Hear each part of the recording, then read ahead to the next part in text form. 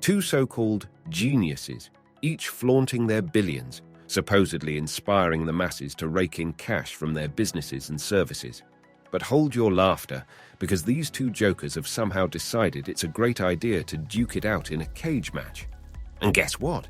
They're even broadcasting this circus on their precious social media playgrounds.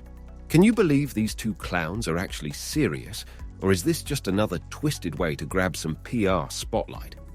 It all began with Mark's so-called genius and his rather authoritarian inclinations. First, he brought forth Facebook, a pivotal cornerstone of contemporary social media, supposedly offering people a platform for sharing their personal lives online, whether with familiar faces from the real world or with complete strangers. Subsequently, in 2012, Facebook gobbled up Instagram, proceeding to unabashedly clone Snapchat's Snap feature and christening it as Stories in 2016. That very year, they also unveiled the live streaming functionality for Instagram. However, this relentless drive of Mark's appeared insatiable.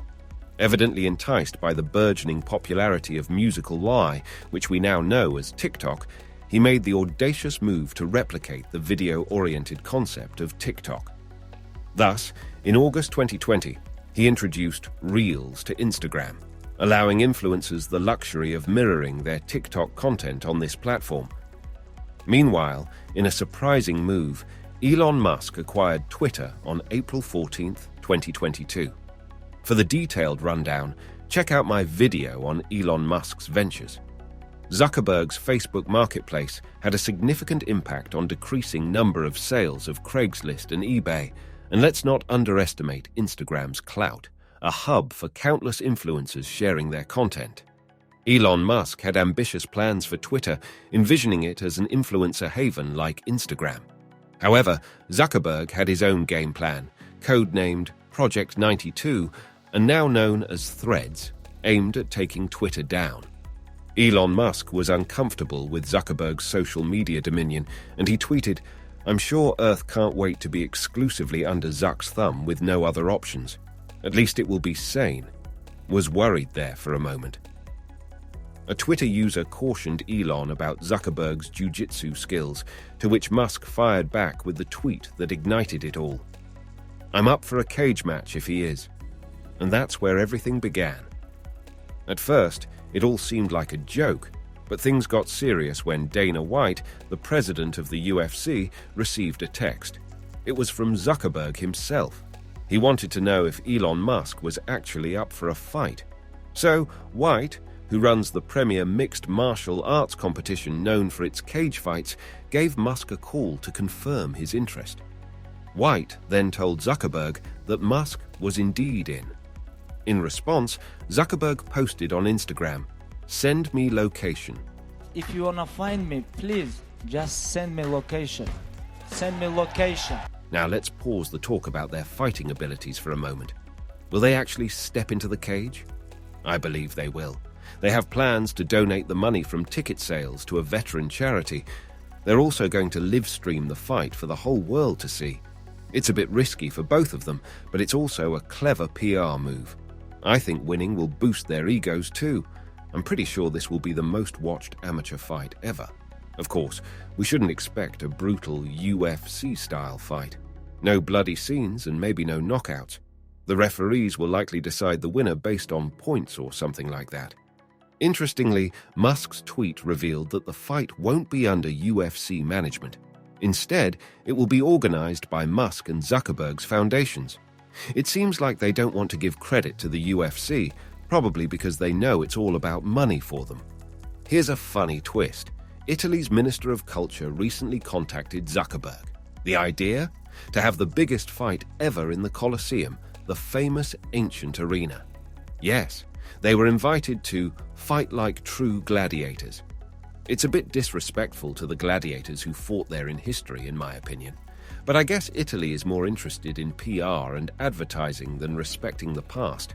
We're getting used to fights that hark back to the old days of dueling, stepping outside the usual fighting institutions. Remember the showdown between Floyd Mayweather and Conor McGregor? One's a boxer, the other's a UFC fighter. They went head-to-head in a boxing match purely for the moolah, as they were handsomely rewarded. And let's not forget this year's clash of the Titans, Hafthor Bjornsson and Eddie Hall. Both heavyweight strongmen, and both entered the boxing arena. It seems like this trend is turning into a cultural norm. It's like, even if you've got the success, the riches, the reputation, and the fan base, there's this growing urge to settle scores or face your adversaries through combat sports. Just to be clear, I'm not against this trend. Actually, I'm on board with it. Sometimes, reviving a sense of masculinity in our society can be a good thing, reminding us of the kind of grit our ancestors used to have. The results of the Mayweather versus McGregor and the Bjornsson versus Hall fights were pretty much expected. You could almost see who was going to win from a mile away. In the first match, Mayweather took the win. But well, it was a boxing match, and Mayweather is this undefeated defensive boxer. Plus, remember, in boxing, you can't do kicks, wrestling, or grappling. Those moves are a big no-no. So, no big surprise, Mayweather cruised through the match. Then there's the other match between Bjornsson and Hall. Now, they're both strongmen, but there was a clear height difference, like around 6 inches. That's like the same height difference between Elon Musk and Mark Zuckerberg. Also, Bjornsson started his training way earlier than Hall, and he was in better shape, both in terms of fitness and how he looked. So it was pretty obvious who was going to win that one. So here's what I think. Mark's probably going to win this fight. You know why? It's pretty simple, really. Elon's this big dude when you compare him to Mark. I mean, Mark is like 5 feet 7 inches. And Elon?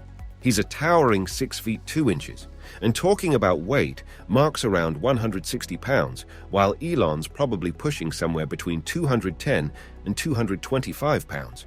So yeah, there's quite the difference there. But hold up, there's a twist. Elon hasn't been hitting the gym scene for that long, while I've heard that Mark's all about jiu-jitsu. There's even this pic floating around of Mark pumping iron. He kind of gives off this regular guy vibe. You know, going for jogs with his wife, taking casual walks and all that jazz. On the flip side, Elon seems to be living life with a bit more of a wild streak. Those marathon work hours, those stories about him crashing at the office, his little marijuana escapades, and don't even get me started on that Amber Heard-Johnny Depp triangle. Now, size definitely matters in sports, no doubt. But here's what I've always believed. Hard work can totally outshine any natural advantages, whether it's height, weight, or anything else. If Mark's really been putting in the hours in those jiu-jitsu sessions, not just putting on a show, my money's on him. Plus, let's not forget, he's got the age advantage. Elon's 52, while Mark's a youthful 39. And remember, it's not just about how big or strong you appear. Your overall fitness level plays a huge role. Whatever happens in this match, it's going to be a fun watching these two multi-billionaires walk into the ring, throwing punches, wrestling, maybe even a little choking. And you can bet they'll be sweating profusely. What are your thoughts? Who do you think will win? Don't forget to subscribe, leave a thumbs up, and share your ideas in the comments section below. I'll see you in my next video.